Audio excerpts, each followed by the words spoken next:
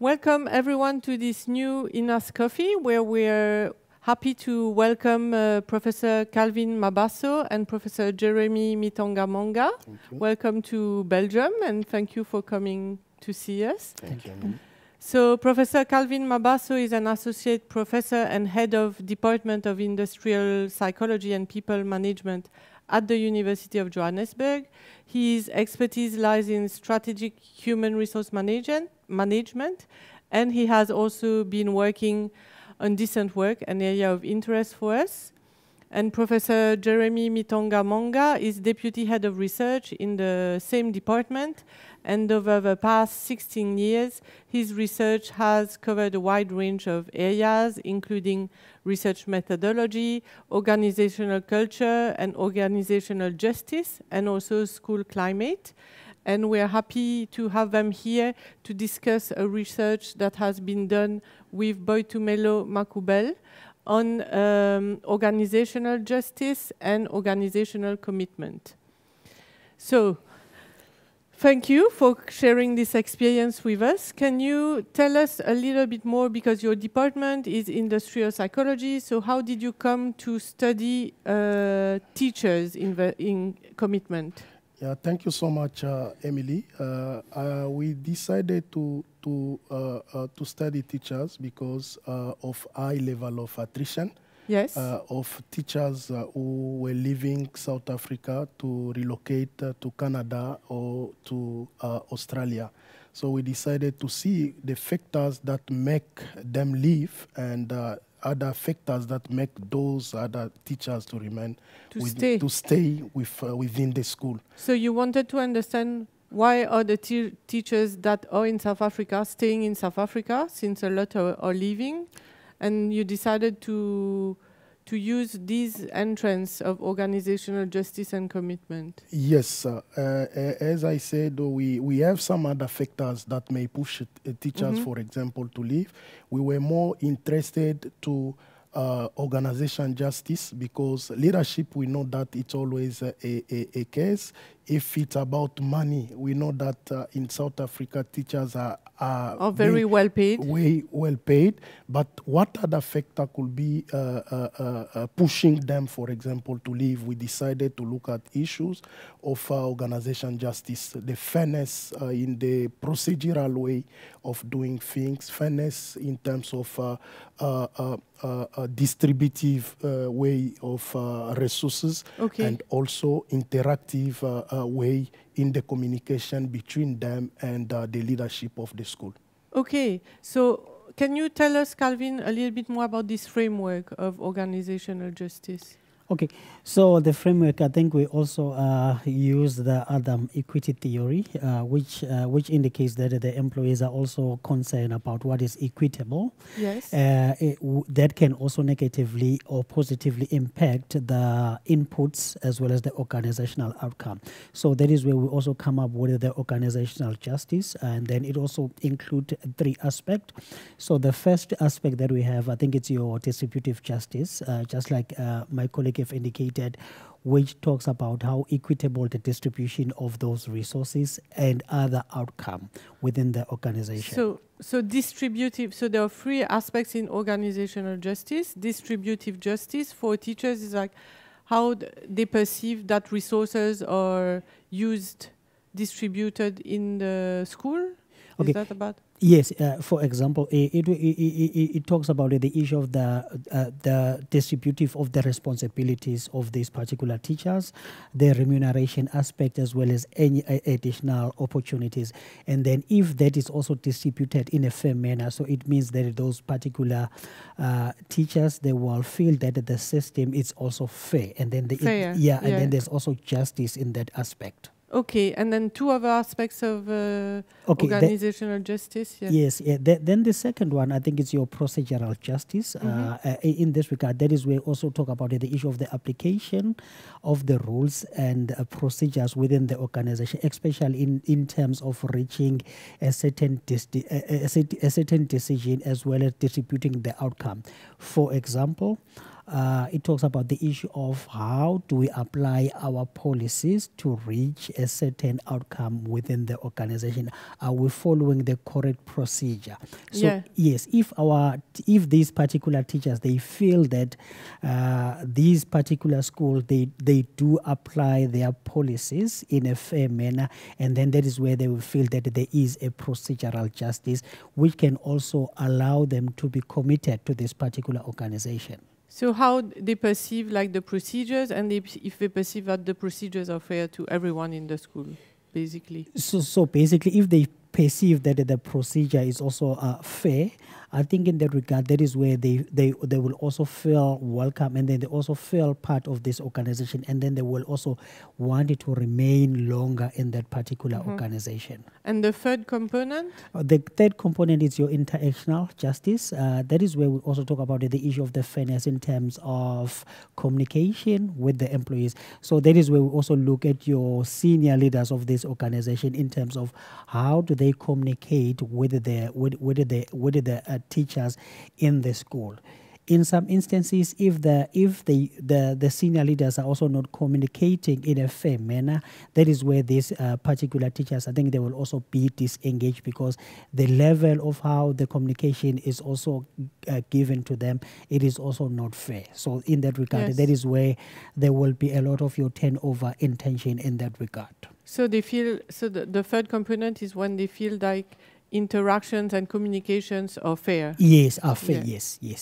And then there's the commitment. So there's 3 components as well. Yeah, so the commitment, I think we've used the Allen and Mayer, which they have indicated to us 3 components. The first one, I think, is your affective commitment. So in that regard, that is where you talk about your emotional as well as your psychological attachment to the organization. So basically, all your emotion as well, you are psychologically attached. You like and are attached to your organization. Yeah, you are attached to the organization. It can be because of what the organization is also doing to you in terms of the support. And then you'll also be attached to this organization. Yes. Yeah.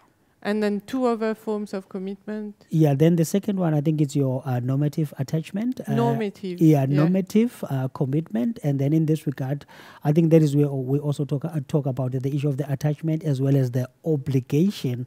You are obligated to this organization because of it can be because of the results of the social norms as well as the bond and the relationship that you also have in this organization. For example, in the case of the teachers, they might also have built a long-term relationship with the other teachers in the school. And then in that regard, that is where they will also be committed, and then they will also be attached to this organization. Okay, so that's the normative commitment. Yes. And the last one? Yeah, the last one, I think, is your continuance commitment.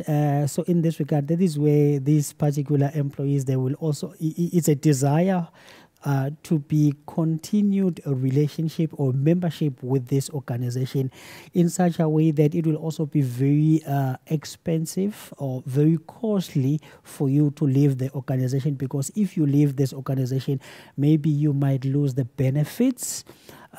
Maybe the salary, you can also not get the same salary that you will be getting at other organizations. And then in that regard, that is where you'll also be attached to this organization, because you feel like there is a continuity in your career. Yes, and so if you break this, you will break the continuity, and so you're committed to the continuity, your career continuity. Yes, that is correct. That is correct. So in that regard, you find that most of the people, because they've been in the organization for a long time, and then they are also receiving a lot of benefits or the fringe benefits, then it will also be very difficult for them to be able to leave this organization. Yes. And then they will also be attached to the organization.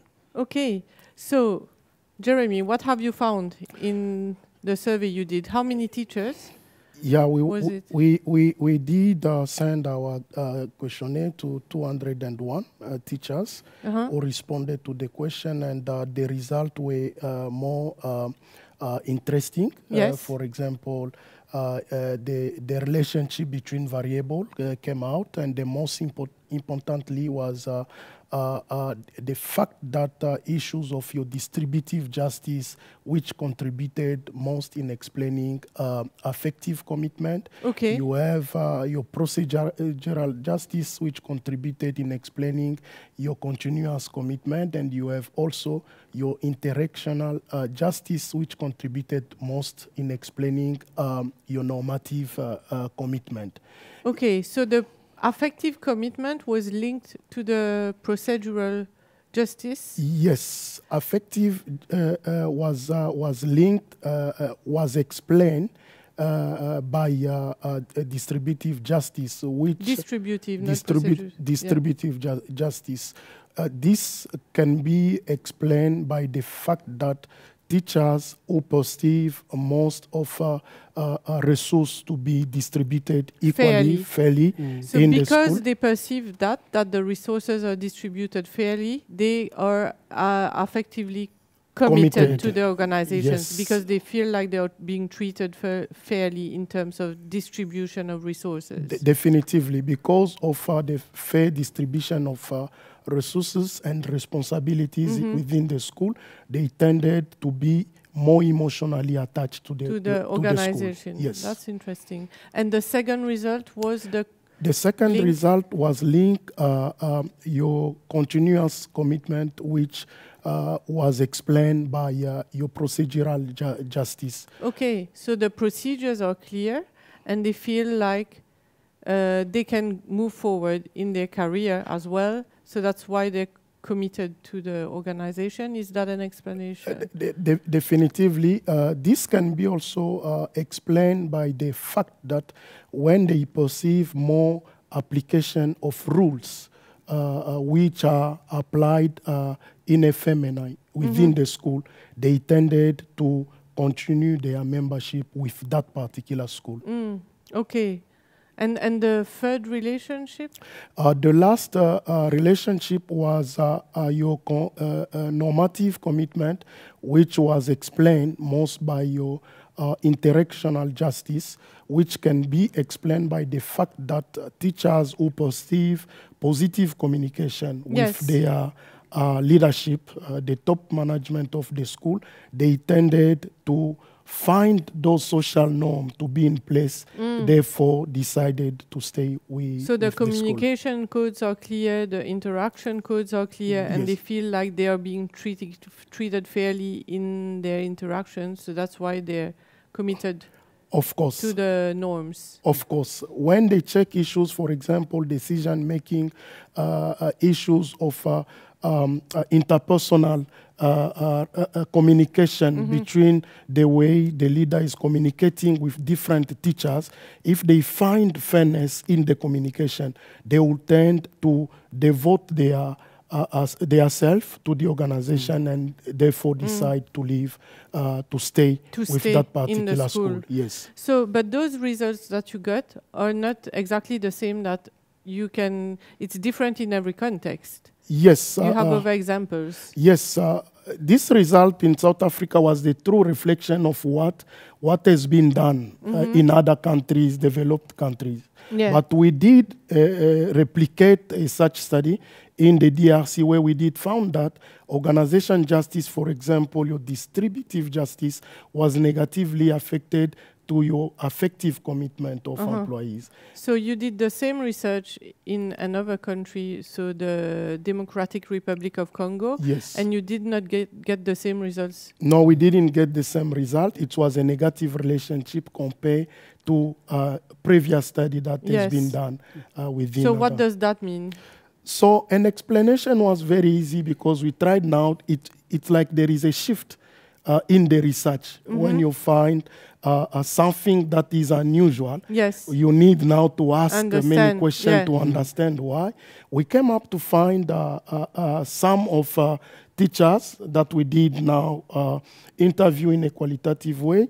They said, no, why am I going to leave? Why am I going to leave even if the distribution of resources are not fair? Yeah. I'm going to stay because the person who is before us, the leader, is someone who is a deployee. After 5 years, they may remove him and send another person who can be more inclined to treating people with justice. Okay, so that's interesting. So they will stay because they, even though the treatment is not fair, they are hoping to get a fair treatment in the future.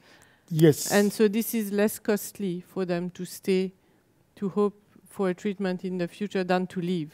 Yeah, I think the other explanation is also issue of job security. In the DRC context, if you leave, you lose your job. You lose everything.